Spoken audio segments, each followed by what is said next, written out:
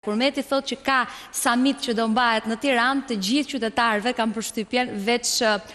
një lloj vlerësimi dhe ndjesie pozitive që të gjithë liderët e BE-s do të jenë në Tiranë, i fillon dhe kaosi në mendje, duke thënë nga do kalojmë si do kalojmë se rrugët bllokohen. Prandaj kam Doriana Bezat në lidhje direkte që t'i shpjegoj më shumë të gjithëve se si do mund të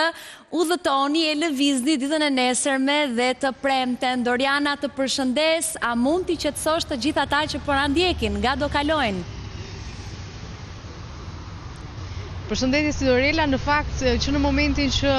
u shpallën ditët ku do të mbahet samiti në Tiranë, telefoni im nuk ka pushuar, ku gjithë më pyesin ku të parkojmë në datën 14, 15 dhe 16 në Tiranë, në cilën rrugë, dhe nëpërmjet kësaj lidhje do të jap përgjigje të gjithëve. Kufizimet nisin që ditën e sotme nga ora 21 deri në orën 22, dy akset që të çojnë për në Rinas do të jenë të bllokuara në të dyja drejtimet, pra sepse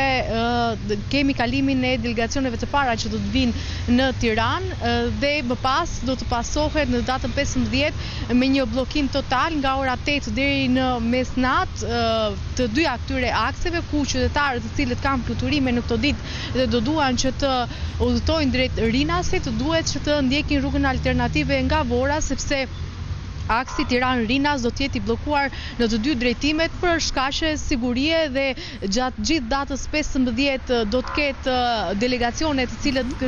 nevojitet që policia të marrë masa të shtuara sigurie, do të jenë të bllokuara akset, siç e thash, në të dyja krahat, por edhe në drejtim të hoteleve ku ato do të qëndrojnë, dhe e shoh jo të arsyeshme për të listuar hotelet më kryesore të Tiranës, sepse besoj gjithë qytetarët e dinë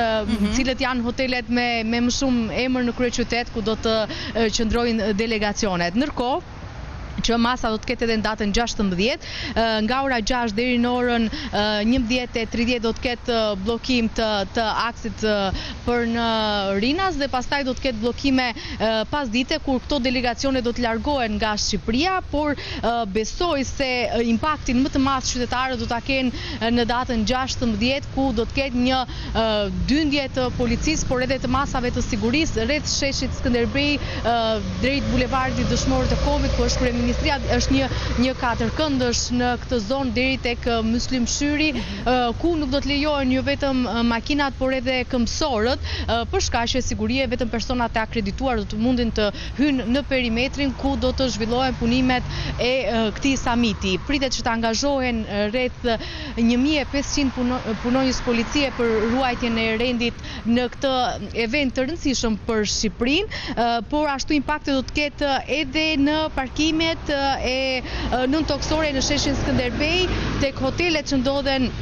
pranë sheshit Skënderbej, po ashtu edhe në arenën kombëtare parkimet e bashkisë do të jenë të bllokuara për shkaqe sigurie, por edhe sepse atje do të qëndrojnë punonjës të sigurisë që do të merren me mbarvajtjen e të gjithë punimeve të këtij samiti. Vlen të theksohet se është lajmëruar edhe një protestë që do të mbahet po në të njëjtën ditë, që edhe ajo kërkon një sy të shtuar nga ana e uniformave blu për të mos cënuar sigurinë e punimeve të këtij samiti, por kryesisht vlen të theksohet qytetarëve që qendrën të mos e shohin me sy gjatë datës 16 gjatë gjithë ditës, edhe